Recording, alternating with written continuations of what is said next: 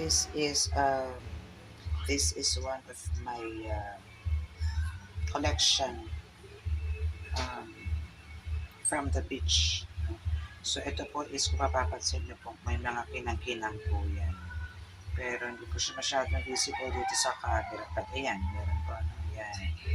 So meron po siya mga crystallized na maliliit.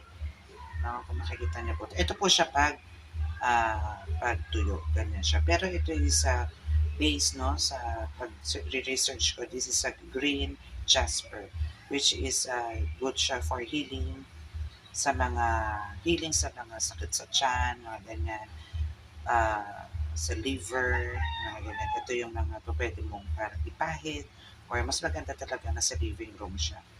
Yung ganyan. So, isa-isahin po natin. Pero papakita ko sa inyo yung siya, mas visible siya. Ito kasi is may mga white quartz or milky quartz na tinatawag. Kakaiba po siya. It's a very rare one. Okay, so ito naman siya pagbasa. So, mas visible yung niya, yan, smoky, milky quartz na tinatawag. And yung pagka-green. So, yan is considered as a red green. Green jasper yan. Yan. Hindi siya moss. Hindi siya lumot. Hindi siya lumot. Talagang siya, green. Green, parang crystals na green. Na may mga maliliit. No? So, this is good for, may gulo nakita to So, meron din siyang blue dito. So, this is really good for protection actually. Ayun. Meron na siya dalawang blue.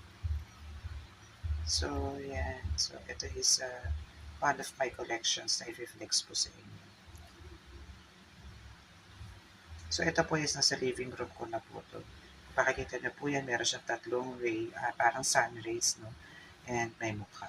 May mata, ilong, at malaking bibig na magbubuga ng blessings, abundance, prosperity sa amin. Also here. Ito yan. Mata, bibig.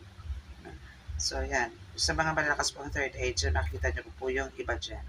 Ito din, no? May image din dito. Ito na yan. Mata, bibig. Yan. Mukha din yan. Kita-kita naman, no? Diba? So, marami po yan. May mga bantay na siya, actually. Kasi bago ko naman po ito ipasok sa loob ng bahay is, I'll make sure na okay na po siya. Nadasalan ko na rin po